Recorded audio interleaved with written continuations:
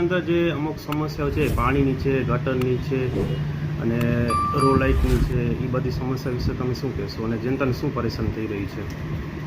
ભુજની અંદર અત્યારે વાત કરવા જઈએ તો ઘણા સમય પહેલાં પણ મેં વાત કરી છે કે ભુજ શહેરને ખરેખર સમસ્યાઓના શહેર તરીકે, ભુજ શહેરને ખરેખર ગટર નગરી તરીકે, ભુજ શહેરને ખરેખર ખાડાઓના શહેર તરીકે જાહેર કરી નાખવું જોઈએ. સરકારે એક જાહેરનામું બહાર પાડીને કદાચ કોઈ પણ વિભાગ અત્યારે ખાસ કરીને નગરપાલિકા જે છે એનું કોઈ પણ વિભાગ પૂરતું પ્રમાણસર કામ કરતું હોય એવું ક્યાંય દેખાતું નથી.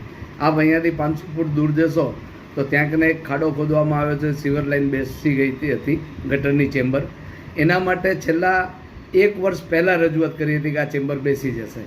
ત્યાં કને એ લોકો જોઈ પણ ગયા હતા, પરંતુ એના પછી કોઈ કામ થયું નહીં.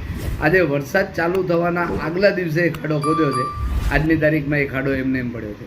એના સિવાય શહેરમાં પાણીની લાઇન તૂટી હોય, ગટરની લાઇન બેસી ગઈ હોય, એના માટે ખોદવામાં આવેલા ખાડાઓ જે તે કોન્ટ્રાક્ટરે પૂરવાના હોય છે, પરંતુ એ ક્યાંય પણ એ કોન્ટ્રાક્ટર કામ કરતો. બાંધકામ શાખા હસ્તક કામ હોય છે, બાંધકામ શાખાના કોઈ પણ કોન્ટ્રાક્ટરો આ કામ કરતા નથી. સેનિટેશનની વાત કરીએ તો સફાઈની બાબતમાં ખાસ કરીને સ્લમ વિસ્તાર વોર્ડ નંબર 1, 2 અને 3ની અંદર તમામ જગ્યાએ કોઈ જગ્યા એવી નહીં હોય કે જ્યાં કને તમને કચરા ના મળે. કચરાના ઢગલા પડ્યા હોય છે. એમને કહીએ તો કે ટ્રેક્ટર ઓછા છે, માણસો ઓછા છે, મજૂર નથી આવ્યા, આ બધી જ સમસ્યા. સુપરવિઝન એમનું ખરેખર ખૂબ જ નબળું છે. રોડ લાઇટની વાત હોય તો રસ્તાની અંદર કેટલી જગ્યાએ તમને જોવા મળશે કે જે પોલ છે, પોલની અંદર એક તો ખાસ કરીને કેબલ જે છે, કેબલ સર્વિસ, એ કેબલ સર્વિસના વાયરો આડે ધડ નાખવામાં આવ્યા છે. લાઇટના પોલની ઉપરથી બાજુમાંથી જ વીજ લાઇન પસાર થઈ રહી છે, જેના કારણે ક્યારેક પણ જો એ વીજ લાઇન તૂટે અથવા એ પોલ તૂટે તો એના માધ્યમથી સીધો કેબલ સાથે ટચમાં આવે અને એ કરંટ લોકોના ઘરમાં જઈ શકે એમ છે. ગટર લાઇનની વાત કરીએ તો જ્યારે પણ જો આ 3 વિસ્તારોની અંદર ગટરની સમસ્યા ઊભી હોય છે. રોડ રસ્તામાં અનેક ખાડાઓ પડેલા છે, સફાઈના નામે મીંડું છે.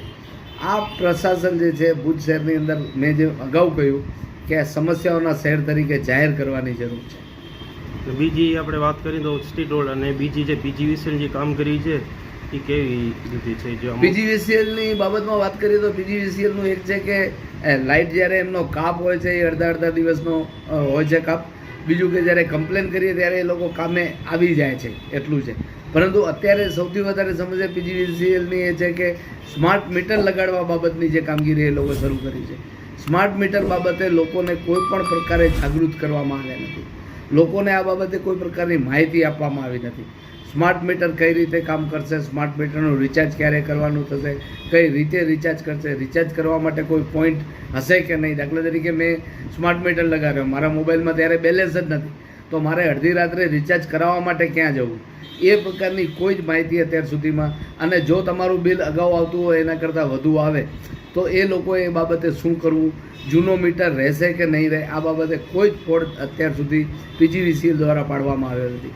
પીજીવીસીએલની ખુદની વાત કરીએ તો એમના જે કોન્ટ્રાક્ટરો હોય છે એમણે જ્યાં પણ સર્વિસ લાઇન નાખતા હોય છે, એ લોકો ભારે લાઇન હોય કે હેવી લાઇન છે, તો એની નીચે સેફટી માટેના સેફટી ગાર્ડ તરીકે એક વાયર 2 જોઈન્ટ કરવામાં આવતા હોય છે, જેથી કરીને કેબલ તૂટે તો એ એના ઉપર રહી જાય.